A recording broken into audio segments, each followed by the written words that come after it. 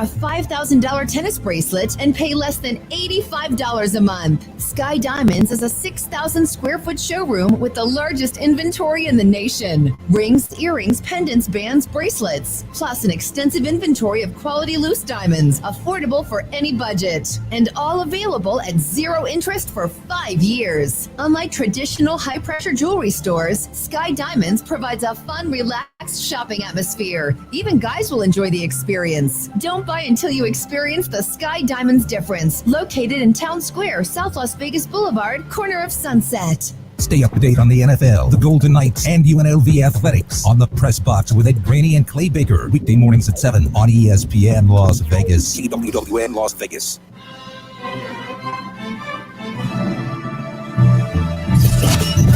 It's Cofield and Company. Mocha Jane can shove it. I don't like Mocha Jane at all. She's got a real attitude. Don't worry about who's parking in the handicap spots, Mocha Jane. You could do one of these because you think your friend would hate it. So a lesson, everyone else. Put something on. I know we're all locked down and you're really comfy, letting your twigs and berries bounce around.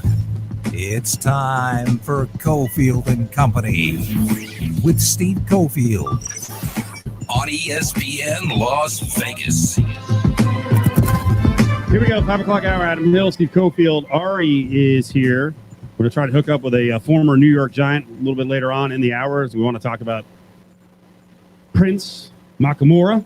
I mispronounce it every time. Amukamura. I get it right? Yeah. Okay. In the mix, potentially, for one of the cornerback slots with the Raiders.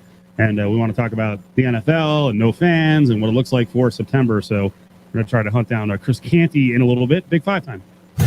Battleborn Injury Lawyers presents the Big Five at 5. Number 5. We have great bosses. We really do. Right. Here at Lotus Broadcasting. And today we had a nice phone call about reopening the building. Limited basis. We're not going to, everyone's not going to pile in and live on top of each other. So they were explaining that. And I thought there was some interesting stuff. We have to go in and out of certain doors.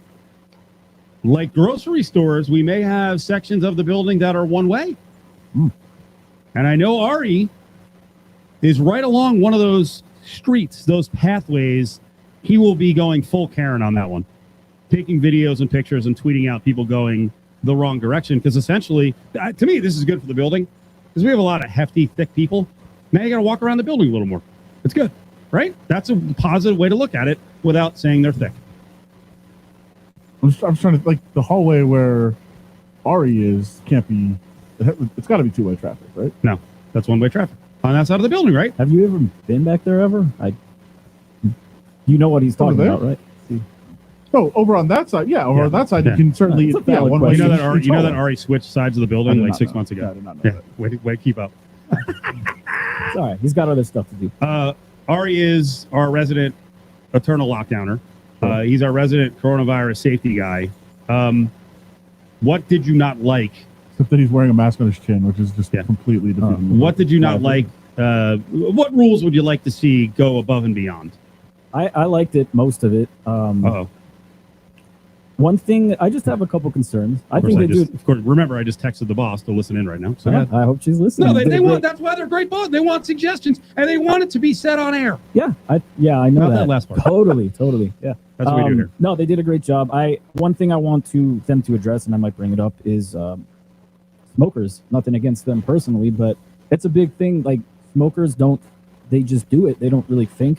I'm not judging. I'm just saying, but it's just part of their routine. They go out, smoke, come back in, do whatever. So that has to be something that. So you want smoking outlawed all around the building? No. I want it to be acknowledged. The smokers acknowledged. in this place are not going to like Ari. Yeah. Hello. Might have to cut that part out. The smokers' den is restricted to one person. There is no congregating because there's just not enough room. But the biggest thing is awesome. Social distancing and wanting to keep people apart until we feel completely safe. Good for you, Lotus Broadcasting. I want someone to be forced to wash their hands after they have a cigarette is what I'm trying to say. Ooh. I want that to be like acknowledged like as a rule. We have other rules that make sense here that she talked about this morning, so I'm all for it. And it's not an attack on anyone. I just know smokers it's just part of their thing. If they like we talked about the story last week, the Texans are hiring a hygiene director. Would you leave Cofield and Company to be the hygiene director at Lotus Broadcasting? I would have to take a look at the agreement first. It's a full-time job, 40 hours a That's week. what you're going to give me? Yep. Okay. With a boost in salary. It's more important to be the producer of this dopey show. Okay, sure. We want to save lives, brother. Why not? Well, since you put it that way, then I'm on All right, board. Ari's gone. He said he just put in his notice. Now, here's the great thing about Ari. Unlike many people in the building, he's never gotten into a physical fight. Sure. And this 6 foot distancing thing is great because no one can physically fight anymore. And we've had fights in the past. Sure. We've told you we're doing this late night happy hour video stream at 10:30 each night. There are some things that come out in that stream that we're not going to talk about on the air. Sometimes we just don't have the time to go off on these tangents. You know, we only do sports here. So There's also never mind. good. Well, we're also it's a freer form of discussion. And it may be like a mild version of the old drunk show that we never did. But the drunk show was one of our best shows ever. It was about 10 years ago, and it got ugly. So last night we had a Where Are They Now Wednesday. Good old Chuck Ojeda, who used to be in Ari's position, was there. JVT was there. They traded stories bashing me, which I liked. Right? Yeah, that's fair game. That's fair game. But we started talking about the time that JVT and Chuck were about to beat someone up, and both of them were like, "It wasn't our fault." I get up to break it up. And I tell Chuck, I'm like, Chuck, go sit in the office. And Chuck obliges, right, to cool down. I go, just go to the studio. He was about to start a show. I think it was like 5 minutes away. And he goes, you don't talk to me like that. And then you came at him, and then I'm yelling behind you to start it back up again. And our program director, in the midst of all this, is jumping between all of us at just like both sides of the sideline. Just go to your show. And she was just crying. Yeah, our boss was crying. We had a host who did not want to do an interview and then came over the top and said, well, I'll do it. And then Chuck Ojeda and JVT were trying to kind of break things up, bring calm, and it got more and more angry and close to fisticuffs, a little bit of pushing. But one of the fun times, you know, drama in the LBC. I mean, can't do that now. We got 6 foot distancing. True. I mean, Chuck's lucky he didn't get hit by somebody because I think then he would have got suspended. It happens. These things happen. Of course. It's a highly charged atmosphere. A lot of testosterone. These things happen. Of course. Every workplace. Is that right? Oh, yeah. You got any RJ stories we can tell on the late night video stream? Oh, there was a fight of 2 people that have moved on. Oh, here we go! Oh, yeah. Here we go! It almost got real ugly. You want to just tease it and save it for the video? I mean, it's not a very long story. Should I just say who the 2 people are? They're both very prominent in their fields now.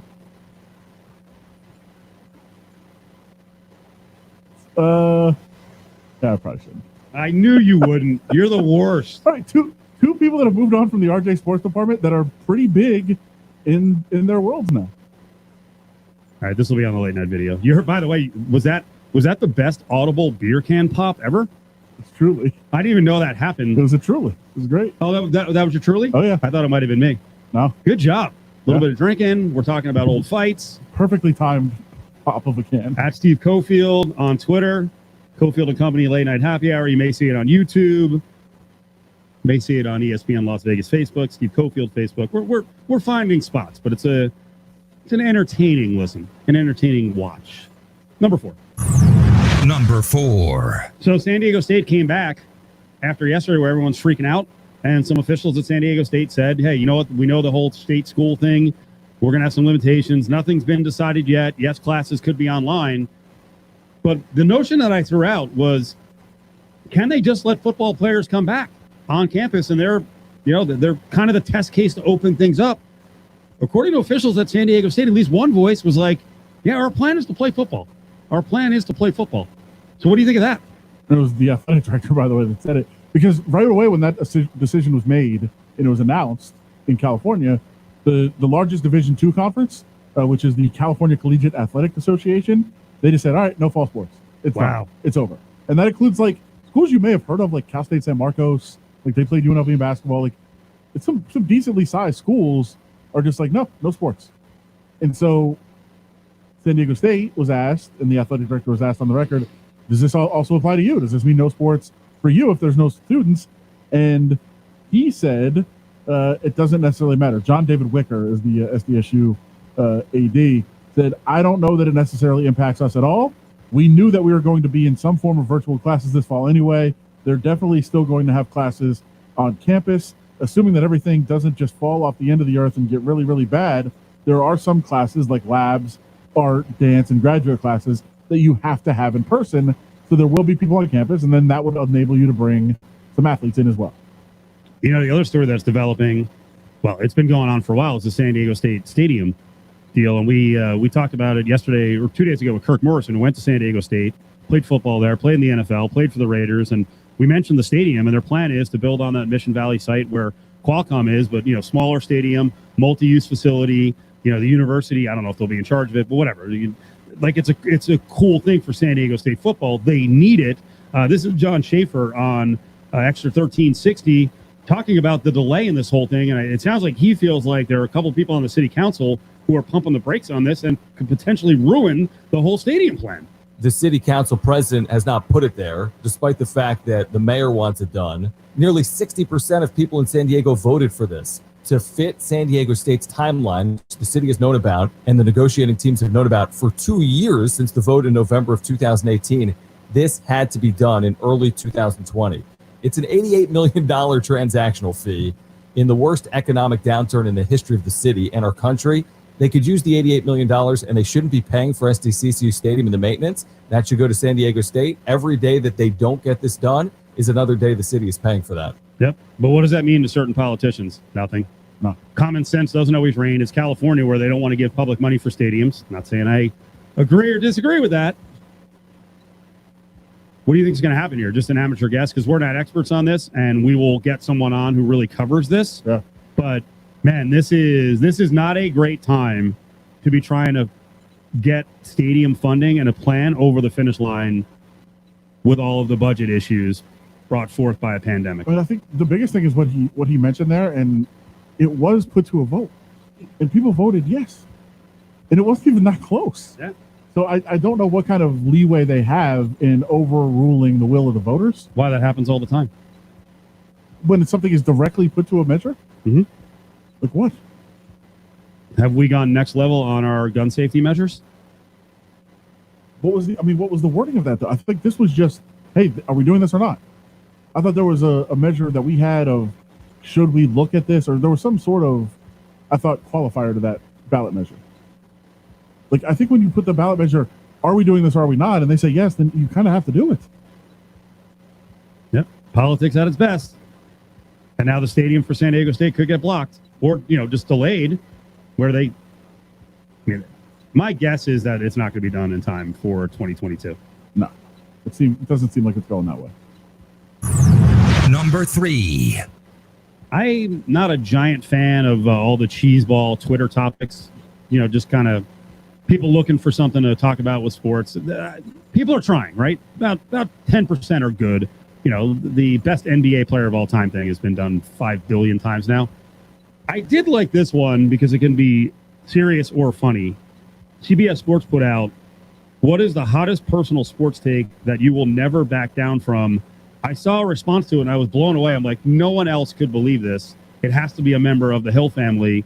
A guy named Ty Dunn said Rob Johnson over Doug Flutie. And I'm like, how many days did I have to sit here and talk about freaking Rob Johnson with you, Adam Hill? Did you? Is that your burner account? No. Ty Dunn? Did you read the comments? I was stunned. Support?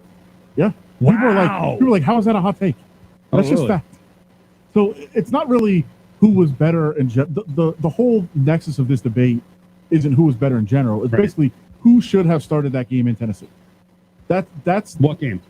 So it ended up being the Music City Miracle game. Mm-hmm. But the whole point was the Bills had the number 1 defense in the NFL. Their offense was atrocious.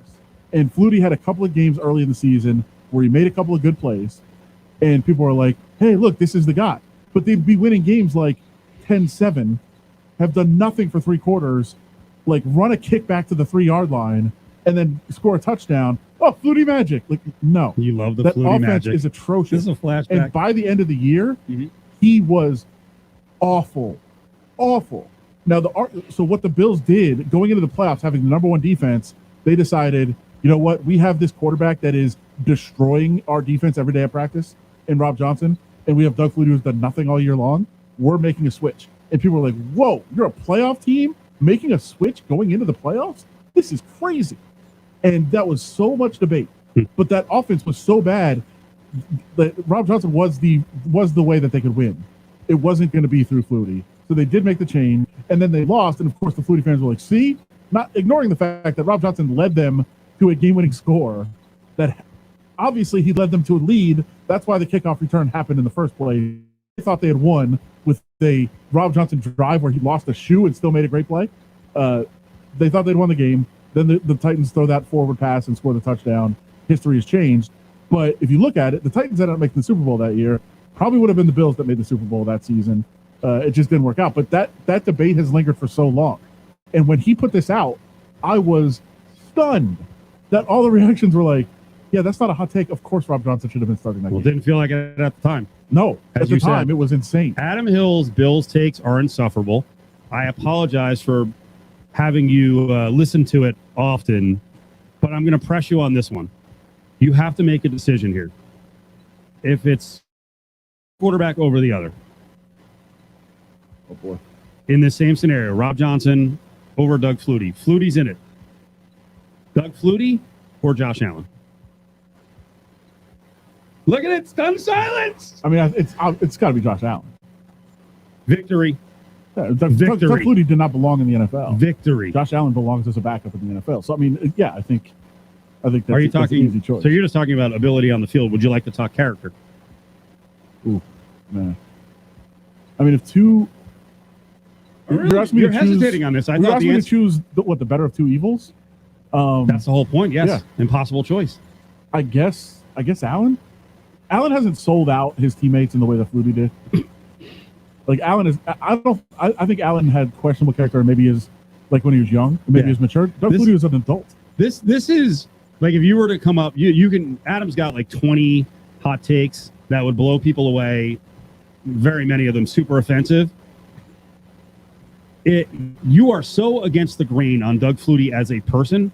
Yeah, he's awful. And like if you throw that out there, people are like, he's a great guy. They're awful. Come on. Despicable. That's not his rep, right? Yeah. So that totally It's not goes Jordan's against, rep either, right? And then people are like, wait, what?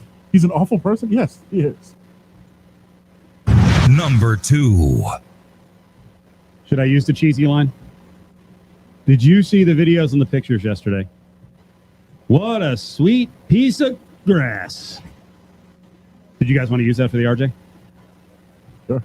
Raiders, they got the tray. They slide in and out of the stadium. Down goes the sod. And we got a lot of pictures of grass yesterday. The RJ double-staffed it. Double? No, don't tell. There were more than 2 people there? Oh, we had a whole team. Really? Yeah. It's a big deal. You know, it's another one of those steps. It's getting close. Did you just take a step? I did. I did a fake step. Did it look good on camera? No, Does that move my body? Very rhythmic. Shut up, Ari. Very animated today. All right, how many times have you touched your mask? Yep. We told you, masks don't least work. I'm if you- wearing one. You can't touch your mask. No, because you can't touch it. I know that I don't have the discipline. Okay, that's not I wore it public for- knowledge yet. I so wore it for a week.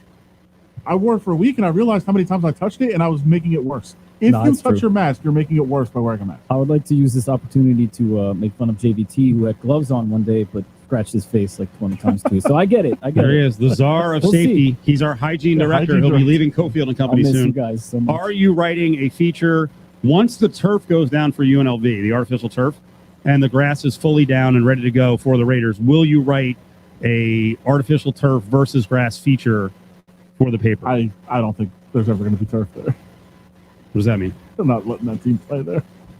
You're not serious. Cut it out. There's no way. Cut it out. They're playing there. Good luck getting that field, UNLV. Have you started the feature yet? No, You are going to write. You are going to write a feature on these trays. I know you are. Well, I'm going to You write. cover everything when it comes to the Raiders. I'm going to be writing every more. I'm going to be writing more the differences between the grass that the Rams, Chargers, and Raiders are using as 3 teams try to play at Allegiant, and UNLV gets 0 games there. Stop. It's not going to happen. Top story. Number 1. So big story today, the Raiders, again, the grass is in, the stadium's getting closer to being finished. Now they've picked a broadcast partner. How about this? Fox 5. Fox 5 rolling out the agreement, local TV broadcast partner of our Las Vegas Raiders. Here's some of the convo that went down as they were very, very excited this morning.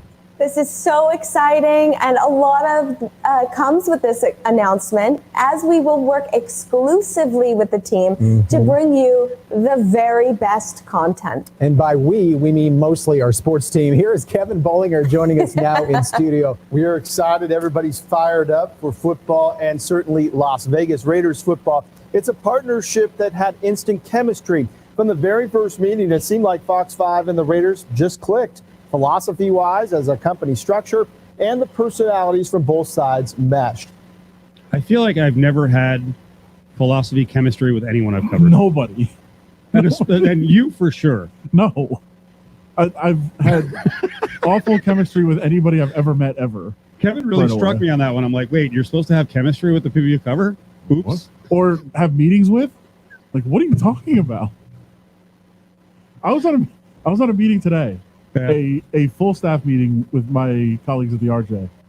And at some point, I just got are you going to tell us why you keep smirking? Yep. I'm sorry. Yep. I forget that I'm on Yep. Yeah, there he is. I've never had a good meeting, good chemistry with anybody. You've been in like 5 meetings at Lotus Broadcasting where you sat with the rest of the staff, and I think I yelled at you during the meeting or after in every case. Yeah. Because you were so annoying. Or you were making a stupid face. I don't get meetings. I don't understand them. I don't get them. I don't get them. But like in this case, like from the first meeting, there was great chemistry. That's like a foreign language to me. On the way back, we'll hear more from the Fox folks as they talk to Mark Verdane. But congrats to Fox 5, official local TV partner of the Raiders. And we've also got some TikTok controversy to get into, and we'll get a take on Prince. God, I always blow his last name. Amukamara, who's coming to the Raiders. Is it official yet? No. When does it get signed? There's a lot of process that goes on nowadays. Could be intense competition between Damon Arnett and Prince. It's the Big 5 at 5, brought to you by Battle-Born Injury Lawyers. If you've been injured, call Justin Watkins at Battle-Born Injury Lawyers, 570